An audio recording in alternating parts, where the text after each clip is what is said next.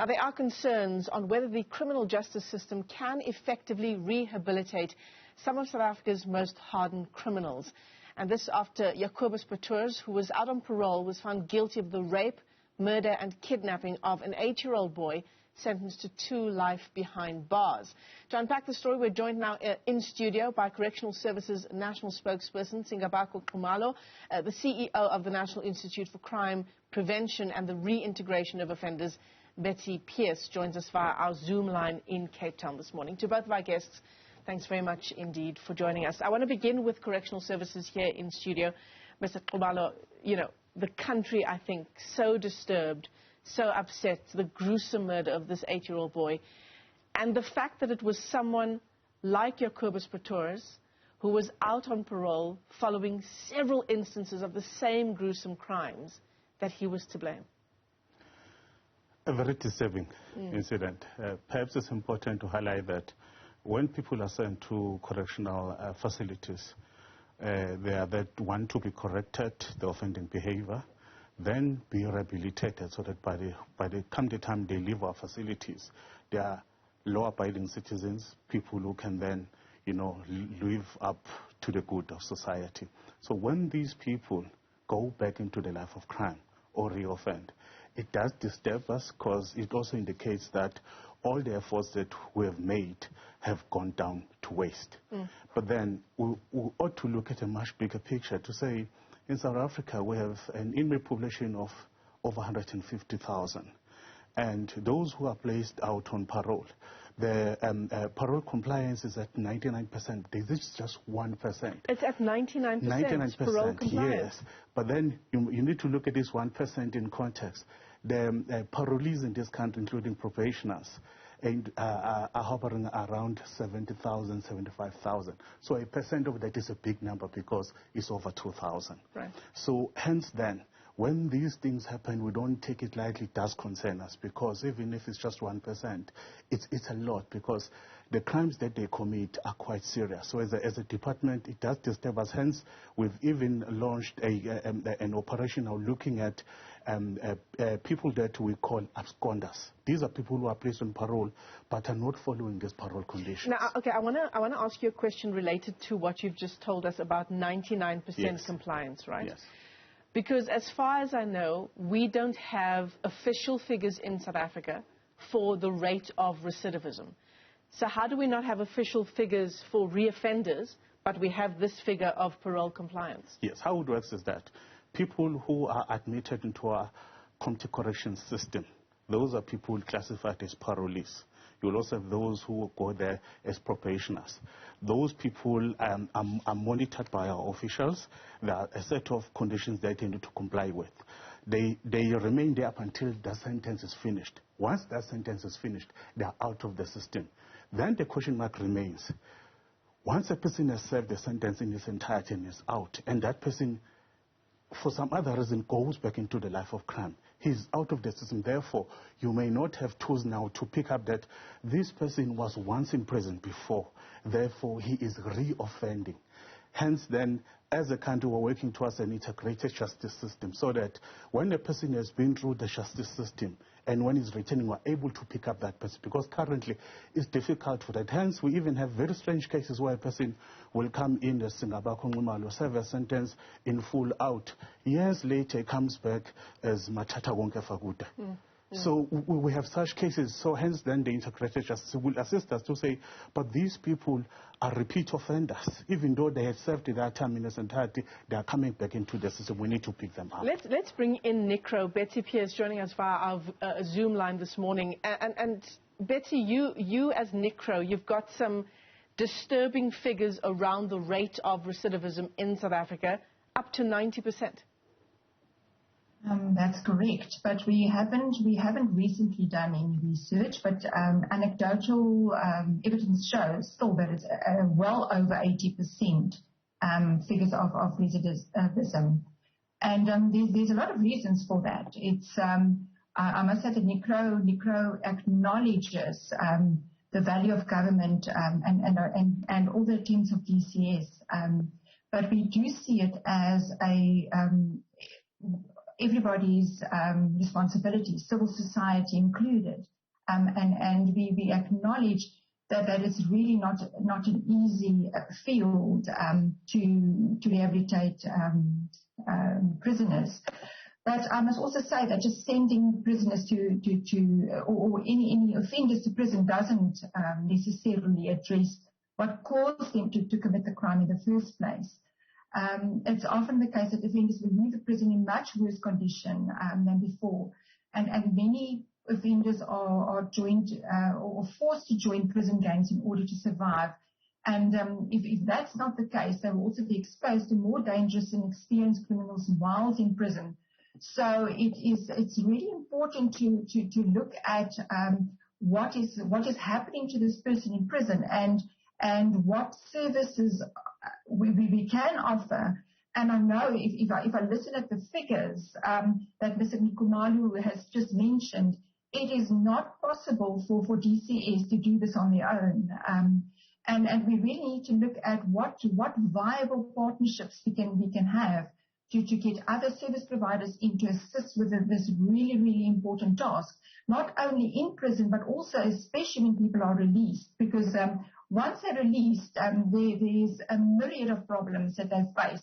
And complying to the parole conditions and complying to all those things does not necessarily give them the support that they need once they're out in the communities. Mr. Nxumalo, I want to bring you into the discussion. Just remind us again of the inmate population figure that you gave us. It's just over 150,000. 150. Because it fluctuates. Yeah. So given what Betzi Pierce has just said about, what programs we have available in our prisons, and then once someone is on parole as well, how does that work, particularly because it's the Department of Corrections, isn't it? So how do we get people back on track, offenders back on track, in a system where, as Betzi Pierce has just pointed out, and we know this, where people get into prison, they're forced to join prison gangs, sometimes for their own safety, and there are also instances of wardens and people who work in the prisons, correctional services officials, at times working with these gang bosses. What are the kinds of programs in prisons, and how do you measure that success? Okay. It's important. Several legs to the question. Yeah. It's important to highlight when the person is admitted, we run what we call an assessment.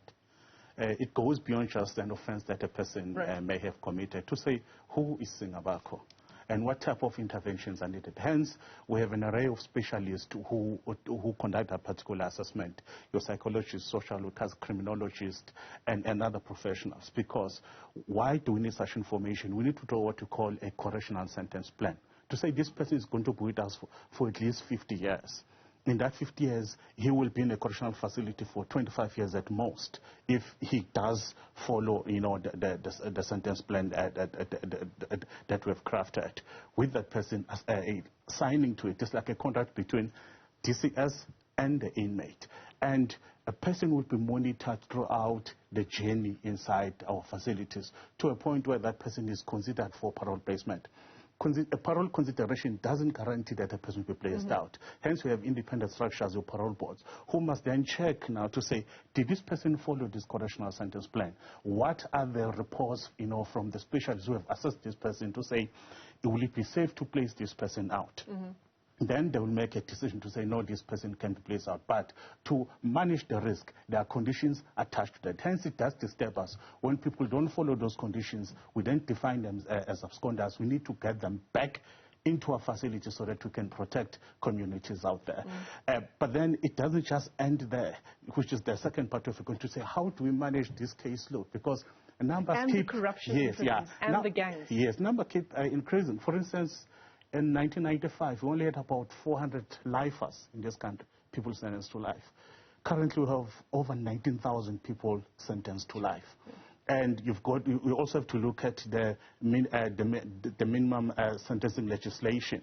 Now, people are being given long-term sentences, meaning that if a person comes to us, let's say at 24 years or even early 30s, is likely to be with us until late 60s or 50s. And does that even assist in terms of rehabilitating that person? How do we then make sure that the programs that we have do assist these people come the time they're placed out? Betzi, I want to bring you into the discussion because the sort of link into the story is this disturbing case around Jakobus Petoors, who was sentenced last week to 2 life terms, rape and murder of an 8-year-old boy.